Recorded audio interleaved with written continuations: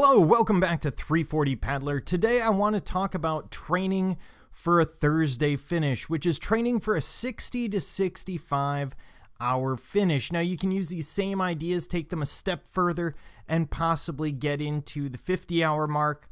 But this is what I used, roughly the training that I used for a 63-hour finish and what would have been a mid-50s finish if it weren't for high water in 2015. It ended up being a 48-hour finish. So basically the same methods, I just want to walk you through a little bit more.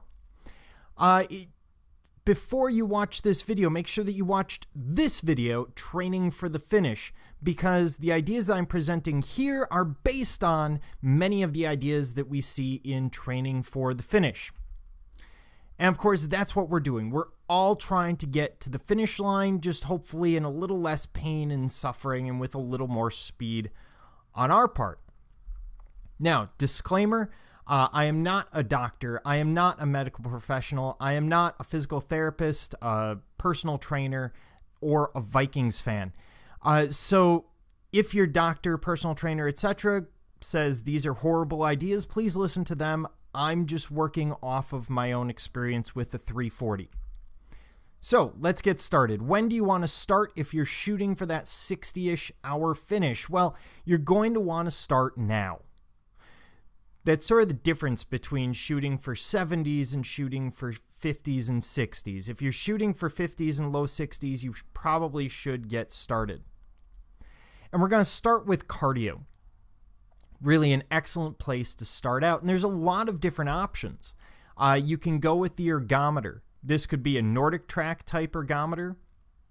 This could be a Paddle One, which you see here. This could be something more expensive. And this is something that you want to get used to because the motion on an ergometer is not the same and the stresses are not the same as they are in a boat. None of them are. It doesn't matter what the brand is or anything else. They aren't exactly the same. So always make sure that you've got a base working on these, sort of work up 10 minutes, 20 minutes, 30 minutes. You'll see when we get to that part. You could use a bike, and this could be as simple as a bike that's sitting out in your garage, thrown up on one of those trainers with rollers on it. Might cost you $30, $50 on Craigslist. Or you could go out and run. Now, if you're in Wisconsin, where it's currently minus 150, that's probably not a great idea. But if you're down in Missouri, where it's a balmy 70 degrees, at least that's what I imagine it is in January in Missouri, you can always go out for a run. Now, let's assume for the sake of argument that you either have not done a lot of cardio in your life or you did, but it was maybe in high school, something like that. So this is where we're going to start. If you already do cardio, obviously you can adjust this.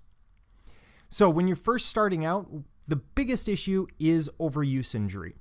You don't want to get tendonitis, etc., from starting too hard. So goal one, go 10 minutes, whatever your activity is, go 10 minutes without stopping. You don't have to go fast. You just have to be able to do it continuously and be able to do it continuously a couple of times before moving to the next step, which is 15 minutes, then 20, then 30. I'm trying to be cautious here. I don't want to add too much time on. And if you were to go further, you would probably go from 30 to 45, 45 to 60, 60 to 75, 75 to 90. You get the idea. You're going to want to do this about 3 times per week. You're going to want to track distance, speed, etc., whatever that metric is. And you always want to go a little bit faster and a little bit further. Now, being able to do 30 to 45 minutes is particularly important, and this is a base you must have before the next step, which is intervals. And for intervals, you're generally going to want to do the same thing you're doing for cardio, at least until we get the boat on the water. Then you're going to do intervals on the water. But in the middle of winter, if you're running, then do running intervals. If you're paddling an ergometer or paddling and running, then go ahead and do the intervals on the erg and run the other days. So intervals basically mean that we've got a set amount of time that we're going to sprint, and then we have recovery in between. And the idea is a very short recovery, a lot of sprint, and you should be cursing your very machine or feet or wherever the situation is by about the third repetition. And here's a couple of ideas. First of all, you're going to want a base. You're going to want to be able to do your cardio for 30 to 45 minutes without stopping and comfortably, and probably doing that for about a month, 3 times a week before you get into intervals. Your intervals you'll want to do once to twice a week. You'll want a 10-minute warm-up, and this should take you right up to the same sort of stress level that you have when you're out doing the sprint. So the last minute, for example, of warm-up should be at that sprint level. And with both of these, you always want to pick a speed that you can maintain throughout the entire period of the interval. You want a consistent speed. That's the most important thing. You don't want dropping off horrendously at the very end. But it needs to be a consistent speed that hurts, that really taxes you when you're in that 4th, 5th minute or at the very end of the repetition. So I've got 2 interval training sets for you here.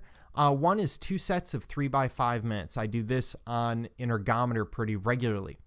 What you're going to do is you're doing a 5-minute piece with 1 minute in between each piece until you finish the first 3 5-minute segments, at which point you take 5 minutes off and then do the next 3.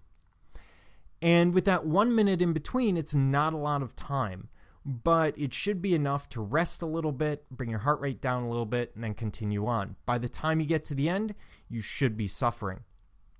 When you get to the end, if you notice on the 4th repetition or the 5th repetition that your speed is way down and you're really not pushing it too hard, that's time to call it quits for the day. Trust me, the next time you get into that interval, you'll be able to do the fourth repetition or the 5th or the 6th. The second workout that I have on here is a sprint workout. Really a die-hard sort of sprint workout. You're going to do 2 sets of 20 minutes with 1 minute on, 1 minute off. So you're just alternating. On a paddle 1, for example, you would just be watching the timer. And when you start, you would do sort of an average paddle for the first minute, and then when it hits a minute, you sprint as hard as you can until it hits 2 minutes. Then you slow down and paddle sort of an average pace, and you get the idea. You pick it up and pick up the pace and drop the pace every minute. You're going to do 2 20-minute sets of this with about 5 minutes between sets. Both of these are fairly short. I mean, we're talking 45-minute, between half an hour and 45 minutes. But you're burning a lot of energy in the process. As always, keep track of things, go a little bit faster, a little bit further, etc. In terms of strength training, I'm not going to give you a strength training routine because some people don't need it and everyone is very individual about what they really need from strength training. If you do a strength training routine, focus on your weaknesses. Also, focus on your shoulders, because you want to strengthen your shoulders and do some rehab movements with your shoulders, even if they've never really given you problems, just to head off problems later on. You don't want those overuse injuries. So this should help you get to the finish line sometime on Thursday, so you can go home or go back to the hotel, get some sleep, and help people out of the boat on Friday morning. If you have any questions, comments, concerns, quarrels, qualms, quandaries, curse words, please leave them in the comments below. Otherwise, this is 340 Paddler, hoping that you keep your paddle in the water. This video brought to you by the South Dakota Kayak Challenge. The South Dakota Kayak Challenge happens every year on Memorial Day weekend. Memorial Day, known as the first day of summer, when we look forward to warm conditions, dry paddling, calm winds, and just a hint of sun. Yes, the South Dakota Kayak Challenge, where you can go through 4 seasons in 8 hours. South Dakota Kayak Challenge registration opens January 1st.